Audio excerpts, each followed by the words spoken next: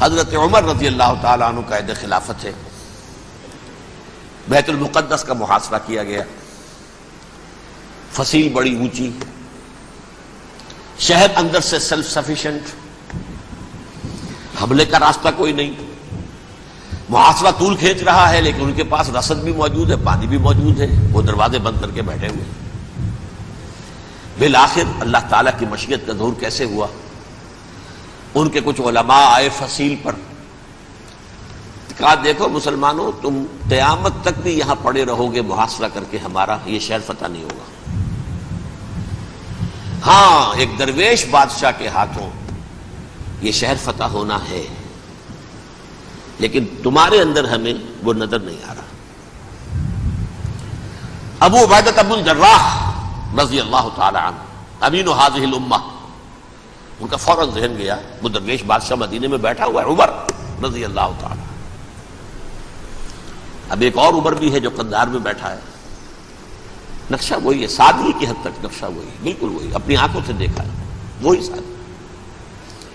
عمر اول، عمر ثانی تھے عمر بن عبدالعزیز۔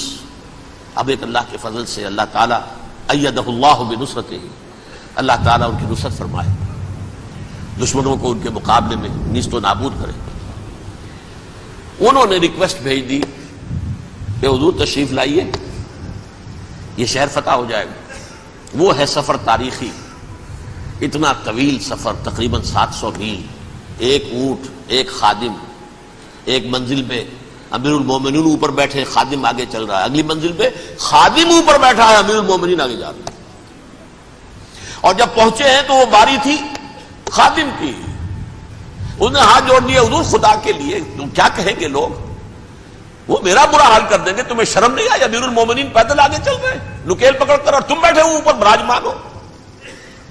حضرت عمر فرمایا الدور دور، نہیں، باری تمہاری ہے، بیٹھ۔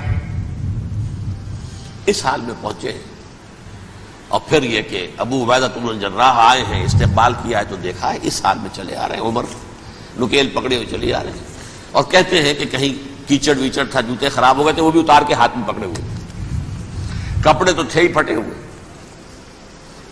انہوں نے کہا کہ حضرت ابو عبیدہ نے، دیکھیے یہ بڑا متمدن ملک ہے، بڑا مہذب علاقہ ہے، یہ آپ ذرا حلیہ اپنا درست فرما لیں تب جا کے پیش کروں، ہم آپ کو کریں گے۔ آپ نے فرمایا نحن قوم اعزنا اللہ بالاسلام، ہم وہ قوم ہیں جنہیں اللہ نے عزت دی ہے اسلام کے ذریعے سے، کپڑوں کے ذریعے سے نہیں، دولت کے ذریعے سے نہیں۔ اسی حال میں گئے ہیں، اوپر سے انہوں نے کھڑے ہو کر نشانیاں دیکھی ہیں، اپنی کتابیں کھولی، ہاں یہ وہی ہے، اچھا لو جی سرنڈر، شہر تمہارے ہاتھ میں۔ خون کا ایک قطرہ نہیں بہا اور بیت المقدس فتح ہو گیا۔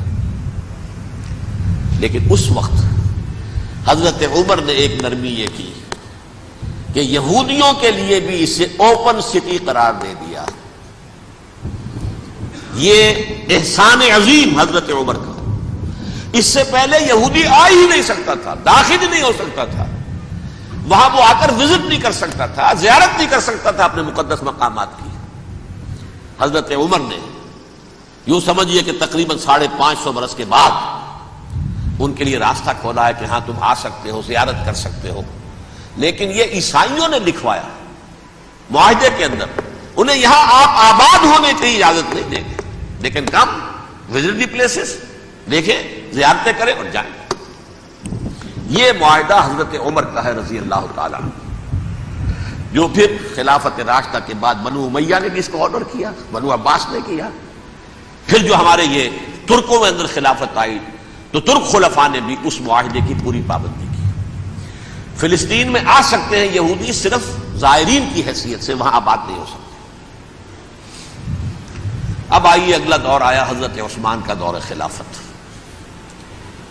یہ ہے وہ وقت کہ اب یہود نے امت مسلمہ کی پیٹھ میں چھڑا گھونپا۔ وہ کیسے؟ ایک یہودی عبداللہ ابن سبا اسلام کا لبادہ اوڑھ کر آ گیا،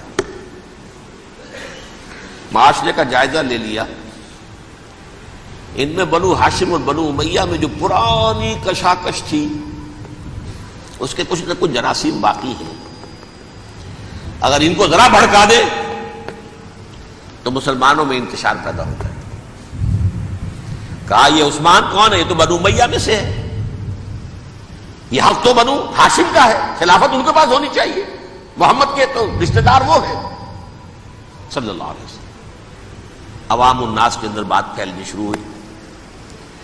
پھر ایک بڑی سازش کے انداز میں حضرت عثمان کے خلاف پروپیگنڈا، حضرت عثمان کے جو عاملین تھے، گورنر تھے، ان کے خلاف پروپیگنڈا، اور ایسی ہوشیاری کرتے تھے کہ کوفے میں کوفے کے حاکم کے خلاف کچھ نہیں کہنا، اجی مصر میں یہ ہو رہا ہے، اجی شام میں یہ ہو رہا ہے، اجی یہ جو عثمان ہے وہ یہ کر رہا ہے، یہ ظلم ہو رہا ہے، یہ لوٹ مار ہو رہی ہے، یہ خیانتیں ہو رہی ہیں۔ اب نہ تو اس زمانے میں مینز آف کمیونیکیشن، کیسے تصدیق کریں؟ افواہیں تو آپ آج کراچی کے اندر شروع ہو جائے تو پتہ نہیں چل سکتا کسی کو کہ کیا اس میں صداقت ہے کیا جھوٹ ہے، اور بری بات جو ہے فطرت انسانی کی کمزوری ہے، وہ فوراً قبول کرتا ہے، کسی کے بارے میں اچھی بات ماننے کو تیار نہیں ہوتا، لیکن بری بات تو فوراً تیار ہے۔ بہرحال یہ فتنہ انہوں نے اٹھایا، حضرت علی کی الوہیت کا فتنہ اٹھایا، حضرت عثمان کے خلاف الفتنۃ الکبریٰ برپا کیا، حضرت عثمان شہید ہوئے۔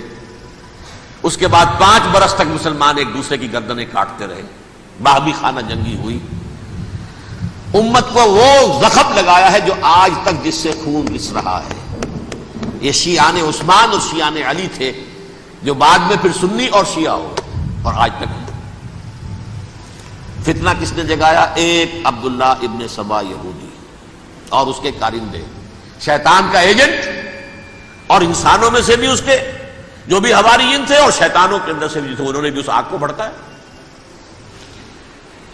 یہ آپ سوچ لیجئے کہ یہ کس نے وہ زخم لگایا؟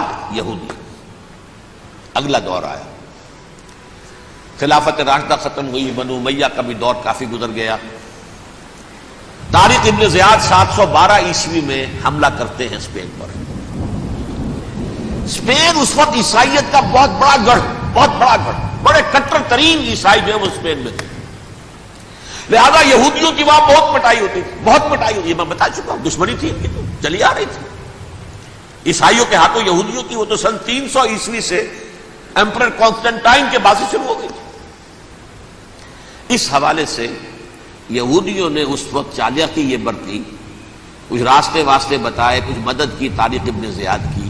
طارق ابن زیاد نے انہیں اپنا محسن سمجھا، ہسپانیہ فتح ہو گیا تو یہودی چونکہ محسنین کی فہرست میں آ چکے تھے، انہیں بہت اقتدار نصیب ہوا، بڑی سپورٹ مسلمانوں نے دی۔ ان کے بڑے بڑے علماء جو اسی دور کے اندر پیدا ہوئے، بڑے بڑے تھنکرز ان کے اسی دور میں پیدا ہوئے۔ بن گوریون جو کہ ایک وزیر اعظم تھا اسرائیل کا، اس نے یہ لکھا اپنی کتاب میں، Muslim Spain was the golden era of our diaspora.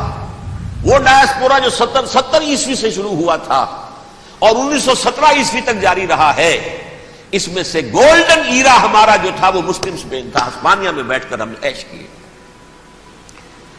لیکن وہاں سے انہوں نے اور جو کچھ کیا، یہ تو داستان کے تو بہت سے گوشے ہیں، لیکن میں جس اسٹریٹ لائن میں چل رہا ہوں اس کے اعتبار سے ایک بات سمجھ لیجیے، وہاں بیٹھ کر انہوں نے اب عیسائیت کی پیٹھ میں چھرا گھونپا،